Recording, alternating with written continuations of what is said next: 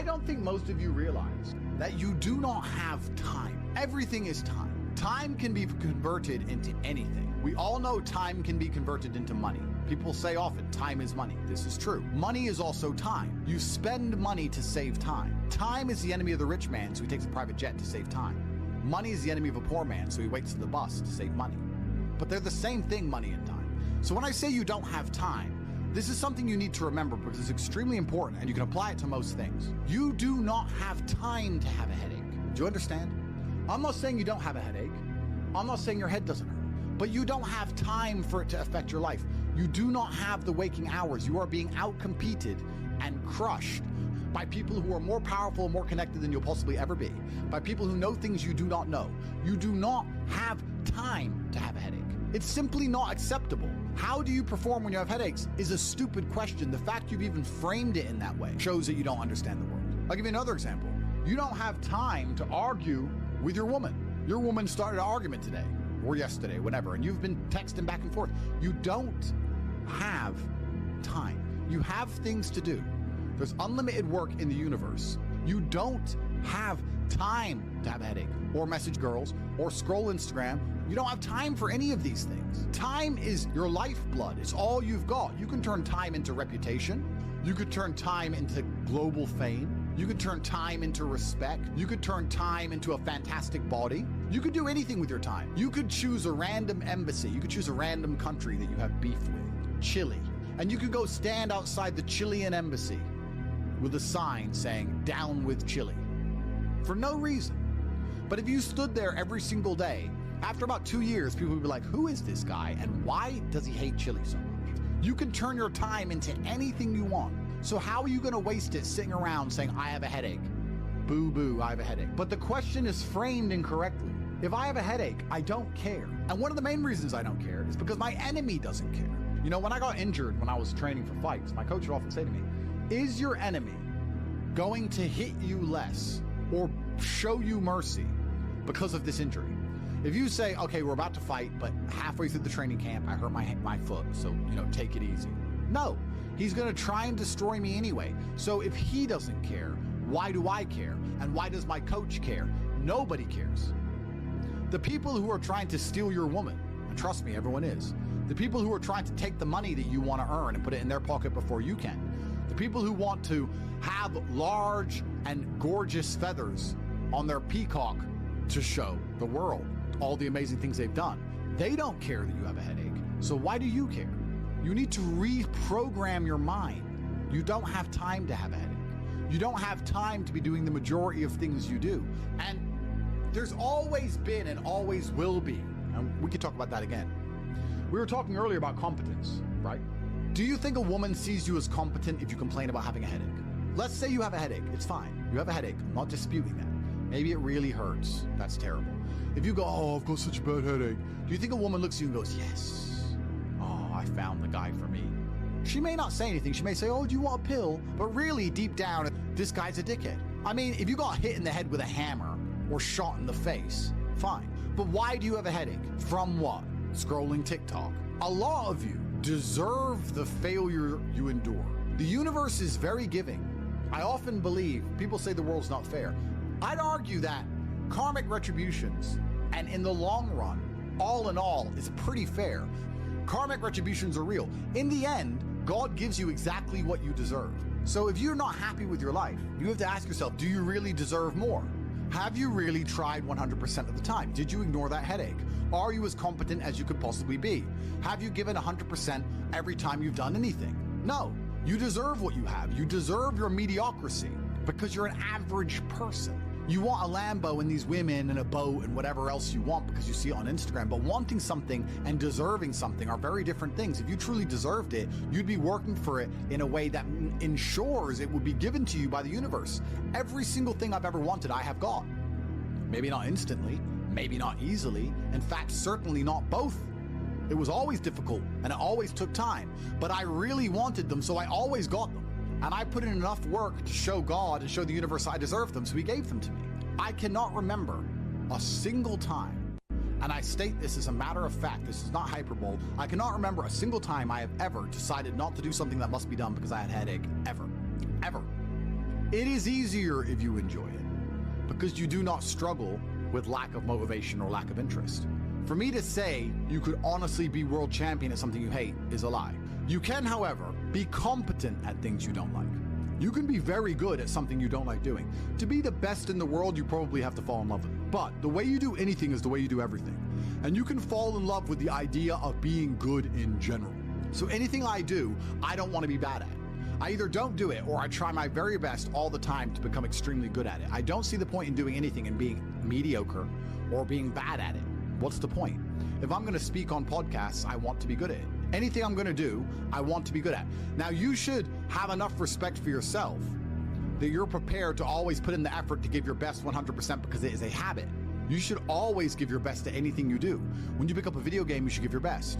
When you drive a car, you should attempt to drive as efficiently as possible, using the brake as little as possible to not waste fuel, to make sure there's no close calls, no sudden braking. Most of you are just getting in your car and driving like a jackass from point A to point B, not trying to actually go, you know what, let me drive and pretend I have the queen in the back seat and I can't even brake suddenly.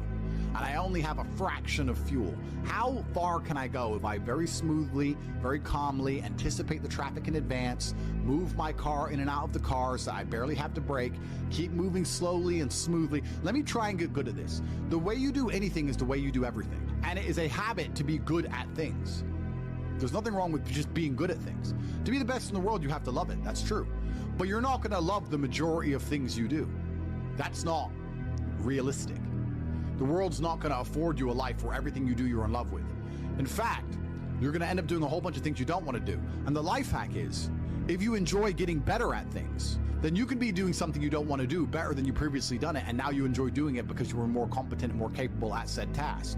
You are now better at said task. Every single thing I approach with vigor because I like being good at things. And that's not because I'm arrogant. That's because I have enough respect for myself, and more importantly, I have enough respect for the people I love to know that I need to be good at things. When my children, or when my women, or my family, or my people who rely on me, my brothers, anybody comes to me expecting me to do something for them, I need to have enough respect for them to know that I'm good at what they ask me to do. And if I don't know what they want me to do, or I'm not particularly good at it, I'm at least good at learning. You can become good at learning so that you learn things faster. Good at concentrating. Good at taking a scenario seriously. These are all basic life skills that go along with bravery. That's going to put you in a competitive bracket amongst the masculine realm which exists today, because most people can't even focus. Most people can't even focus or try hard at anything. So to answer the question, can you become world champion without loving boxing? No, you can't become the best in the world. However, you can become very good at it because you can have enough discipline to ensure that you go to training, and you can make sure that you're the kind of person who, if you're going to go to training, you're going to try your best. Guys, you're going to go to training for an hour. Whether you try hard or don't try hard, you're going to spend an hour in the boxing gym. There is no reason to not try. That is a learned habit. And what you often find with people who need to be motivated into things, because they're not disciplined enough to do things and not disciplined enough to do things properly, they'll go and say, I went to boxing training, as if that's all that it's about. It's not about going to the training. It's about trying hard in the training. It's about giving it your all. It's about dedicating yourself. You're going to give an hour up anyway. There's no reason to not try. Most people go through their entire adult life without trying 100% hardly ever. Think about it. Even when you go to the gym, you don't try 100%. You try 60%, 70%. You don't try 100% at home. What do you try 100% with? Do you really try 100% with work? Are you really moving that mouse as quickly as you possibly can? No, you're not trying. So you have people who have gone through life and are going through life without even giving 100% of what they've got ever. And it's interesting because we're entering the most competitive period of human history. So you need to get very good at everything you do, all of the time. You'll learn a lot of lessons about psychology in the boxing room. Now, they're not related, technically. One's exercise, one's the psychology of people. But you'll learn in the fight ring, you'll learn that you're not tired when you're winning. You're tired when you're losing. That once you start to win, you get to find unlimited energy from the universe from somewhere, and you just continue to push forward, no matter how hard it is. Winning is easy. It's trying to turn it around when you're losing that is difficult. You take this lesson from boxing and you apply it to everything else in life. You apply it to money and say, once I start to make money, I know I will have endless motivation to keep making money. It's just hard to make money in the first place. It's hard to get over that hurdle, but once I get going, it's easy. It's a positive reinforcement loop. It's a spiral upwards into infinity. It's a tornado that takes you to the promised land. So to have that unique psychological conclusion, that unique psychological input, you had to become good at boxing. So it's very important that you're good at everything you do, all of the time. Don't do it if you're not going to try. But you don't want people to learn bad habits. But it's a bad habit to coast. It's a bad habit to spend time and waste it. It's a bad habit to go, oh, I tried, I went, I didn't give it my all, but at least I went. You see this kind of cope online all the time. Yeah, at least I went. It's going that matters. That's not true. It's trying that matters. So you see this kind of cope. Ah, yeah, well, I didn't feel like going to the gym, but I went and just had a light session. Why? You went anyway, so why did you have a light session? If you're gonna go, do it. If you're gonna do it right. There's no point in half doing anything. You may as well have not done it at all. So this idea you can coast through things, this idea you can lazily try or pretend to try or just showing up counts, I dispute all of that absolutely. You give 100% of your heart, soul, and vigor to anything you do, and it becomes a habit so that it's all you know how to do. Before you know it, you're driving a car trying to do it as well as possible. And you're having a conversation trying to be as clear and compendious and concise as possible. And you're trying to make money as much as possible, as efficiently as possible. And you're trying to educate your children as well as possible. You're trying to protect your family as much as possible. You're trying to get as strong as possible. Because all you know is maximum limits. That's all you've ever done. You've never done any of this, that garbage can go out the window. So you need to get good at getting good at things, and you need to get good at trying 100% at all things, whether you like them or not. And this will give you a base level of competency in all realms, even if you're not in love with said task. Success is like being pregnant. Everyone says congratulations, but nobody knows how many times you get fucked. Absolutely. But that's the beauty of success, right? Because all the times you get fucked teach you the lessons you need to be successful in the first place. You would never be successful without getting screwed over. And also, you wouldn't be happy with your success without getting screwed over.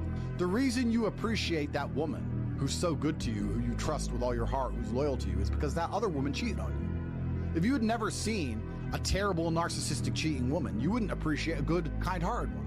There is no light without dark. So it's very important that you go through these bad things, one, to learn lessons, but two, to learn gratitude and appreciation for things once you have them. It's extremely important. Every time something bad happens to you, you need to say thank you to God. Thank you, God, for giving me this difficult time, for me to learn lessons, and for me to have more appreciation for my fantastic life in the future. That's how you should approach life. And especially success is exactly the same way. The lessons you'll learn failing along the way will ensure that when you get to the top, you can keep it.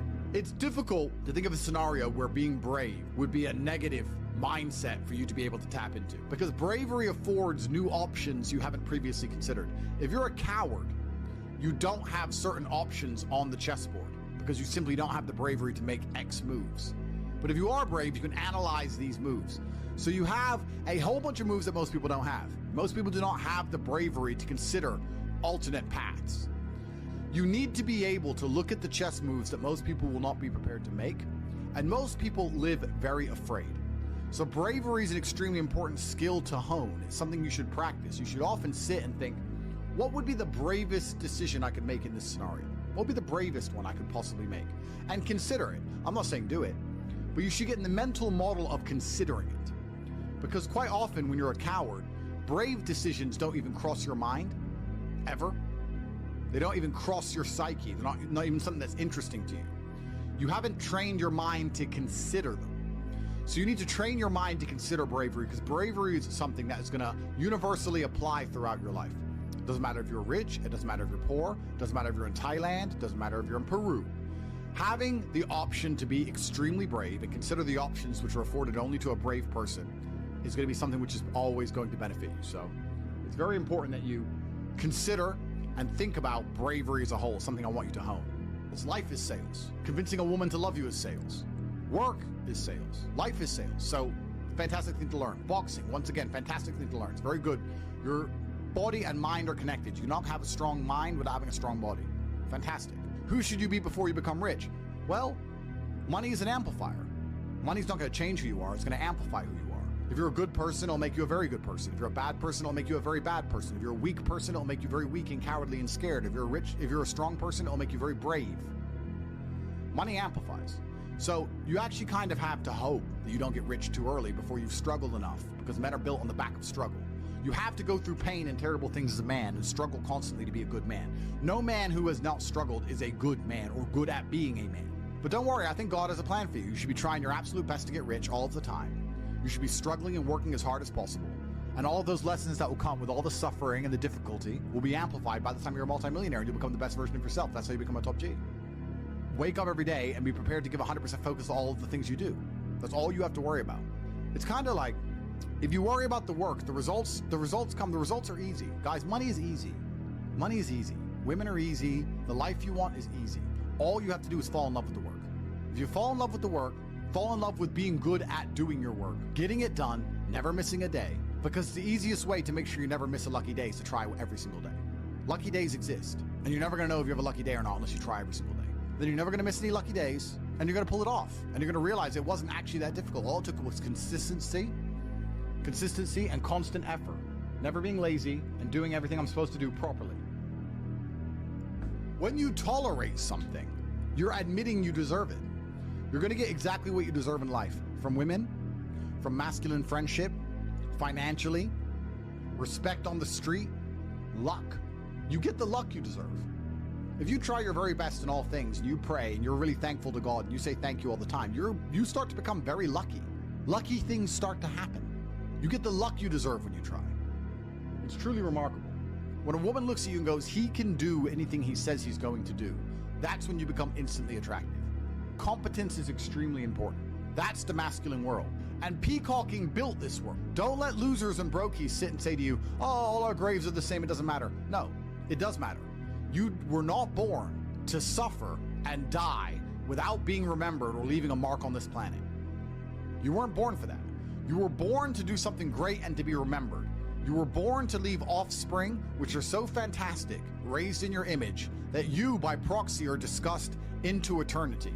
Your bloodline becomes synonymous with competence and capability. That's why you were born. The reason the male peacock shows its feathers is to say, look what I have. There is nothing wrong with that. That's what built the modern world. All of the explorers who risked their lives on the 7 seas did it to say, look what I did. The most beautiful buildings around you, the cathedrals, all these things that were built by men saying, look what we have done. We have done something other people cannot do. Flexing, in and of itself, is not a stupid idea. It's actually a biological norm amongst men. Don't be confused. You don't want to flex asininities. You want to flex capabilities. You want to flex competence. You want to flex, look what I can do, which others cannot do. And respect often lies on the other side of fear. If there's a decision that everybody's afraid to do, but you do it, that is what's going to get you respected by your peers. But masculine brotherhood has been the basis of keeping you accountable. It's very easy for you to become the best version of yourself if all the men around you are pushing you all of the time. And they're ensuring that they are being their best selves, which is constantly pushing and striving towards successes. This is what you're supposed to do. You always have. This is why even boxers, although they fight alone, they train as part of a camp with other boxers. You're always pushing yourself all of the time. That's the primary objective of masculinity, is to leave your mark on the world. And it's easiest to do that if you have brothers behind you who are pushing you to be your best self. I don't know how to keep that fire going. What should I do? This is a really interesting question, actually, because it amazes me that so many people in the world still today, even though we have instant access via social media to the truly successful, believe anything they've done matters. So you've made 100 grand. You're still poor. That's nothing. That is nothing. 100 grand is nothing. It is my cigar bill for a month. It's nothing.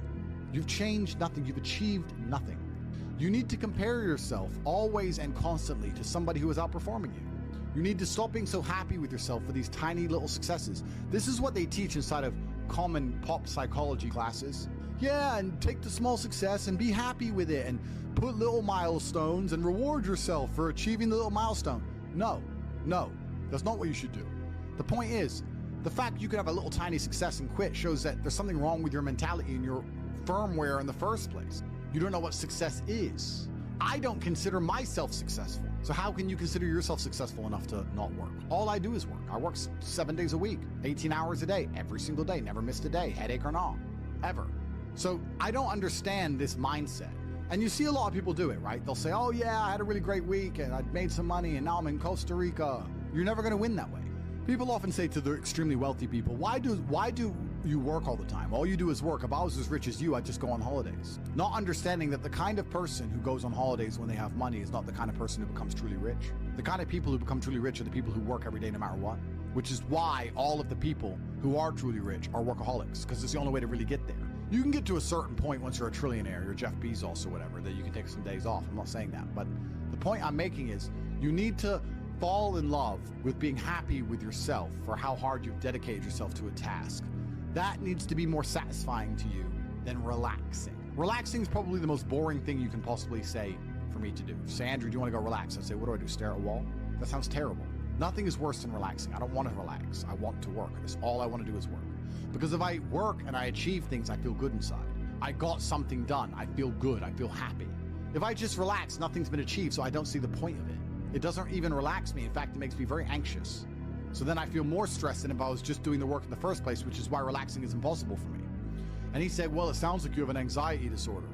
If it's a disorder that allows me to constantly work all of the time and never be happy unless all of my work is complete, thank God I have it, because if I didn't have this disorder, I'd be a normal jackass like you. Guys, time is running out for a chance to win. It truly is. You guys are truly running out of time. It's very important that you get your act together quickly. So if you want to call it anxiety disorder, then get one. Don't be talking about headaches. Don't be talking about working. Don't be arguing with women. You have things to do, right? It doesn't matter if you have a headache or not. You must work. Anxiety sounds like free energy. Could give me more. Absolutely. Anxiety is exactly that. It's free energy. Nervousness is free energy.